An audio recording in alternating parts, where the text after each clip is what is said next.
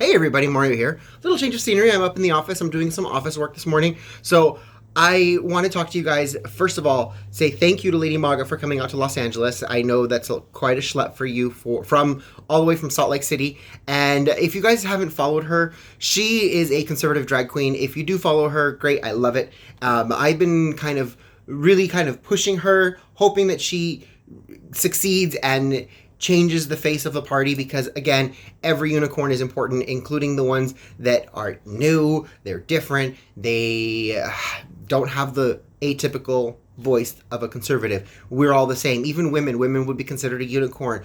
Men are considered unicorns, especially if they don't fit in the stereotypical sense of what you would see. Oh, a man does this, a man does that, and a woman, trust me, we're all unicorns. We all have something that makes us special, and that is why unicorns are so unique. We are all unique. Everybody's an individual just like everybody else. But anywho, I'm getting off track.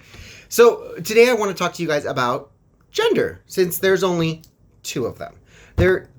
I've been watching these videos of people saying, oh, there's no gender, gender is subjective. And even yesterday I watched a video of a guy talking about transracial. If someone can choose their gender, why can't they choose their race? And you saw these SJWs kind of like, does not compute, fails to load, I don't understand. And this is what I really want to talk to you guys about, is the fact that there are only two genders. There's male and female. The world is binary. We are binary. Humans as a species are binary. You are either male or female. You either have a socket or you have a plug. These are natural facts. The only people who are truly non-binary are the people who have Turners or Klinefelters or have a failure of the testosterone gene in their womb, and they fail to develop male genitalia, because when you fail to receive those hormones, the fetus will automatically generate and create itself a female. So what will happen is the person who is born, the resulting person in this particular case, they're born as a female, but they feel that they should be male, and they really in fact should be. A chromosome test will reveal that yes, in fact, they are XY. That is the only way to be able to tell 100% without a doubt if someone is a male or a female. The people who have Turners or Klinefelters, they have error codes in their XY, so there'll be XXY or XYY. But here's the thing with them.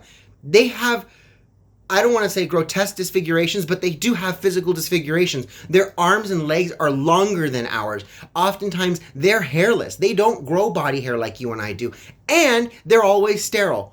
Always, 100% of the time, they cannot reproduce. So these people who say, oh, I'm non-binary, you're not non-binary. The true non-binary are the people who have Turners, Klinefelters, or a failure to replicate in the womb their hormones, and they've developed as the wrong gender. And in those cases, we know there's a mental issue, there's a mental diagnosis associated with them transitioning from one gender to another. These people who say, oh, well, because I like to wear heels or I like to wear dresses, that makes me a woman. It doesn't make you a woman. It still makes you a person wearing something of the opposite gender. That's where I really want to talk to you guys about. So we've come to the agreement that there are only two genders, and there's only one or two cases, maybe three, where you are truly non-binary in the scientific form. And this is where the division happens between right and left right now, especially because the left doesn't want to hear science. They don't want to hear about your chromosomes. They don't want to hear about the fact that when we discover your skeleton thousands of years later and it's fossilized, we're going to look at the hips and go, oh, this skeleton has wide hips. This was a woman. This skeleton is much more dense. This is a man.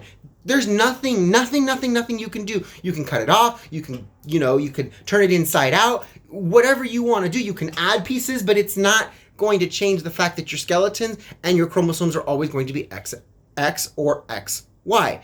So digressing from that, we have what are called gender roles. Now, that is where things start getting sticky. Gender roles: men go to work, women cook, men work on cars, women take care of kids. Those can then be, yes, 100% rearranged, because my husband and I, in some cases, I tend to be more male dominant, and in some cases, he tends to be more female dominant. People will ask us all the time, oh, you guys have been together 15 years? Oh, that's cute. Who's the wife? Who's the husband? And the real answer is, well, we share those responsibilities. I do tend to cook and clean, and he does tend to be the primary breadwinner. But in certain instances, we switch roles. I am a total useless noob when it comes to building something. Don't ask me to build a wall, but my husband all day long, big old arms, hammers all day. But ask him to mend a seam or rip a hole in his jeans, and honey, that's where I come in. I'm with the seamstress. So, and this is where culture defines gender roles. Gender roles being what a man typically does and what a woman typically does. Men traditionally wore heels. I've had this discussion with people over and over again in the fact that that is a male fashion statement, and it's been a male fashion statement up until women started taking over that gender role, and then men no longer wanted to do it. This is all it is. So when people say, oh, there's multiple gender roles, no, there are not multiple gender roles or genders. There's two genders, and there's multiple gender roles that you can play. You can choose to be a little more masculine. You can choose to be a little more feminine. But at the end of the day, there's no changing your chromosomes. There's no changing this, the bones inside, the genetics. There's nothing you can do. Maybe one day we will, and then you'll be able to have like a forked tongue, snake eyes, green skin, blue hair, whatever it is. But until then, there's nothing you can do to change the fact that you're born either male or female or something in between, and those are in between are sterile and they will never reproduce again.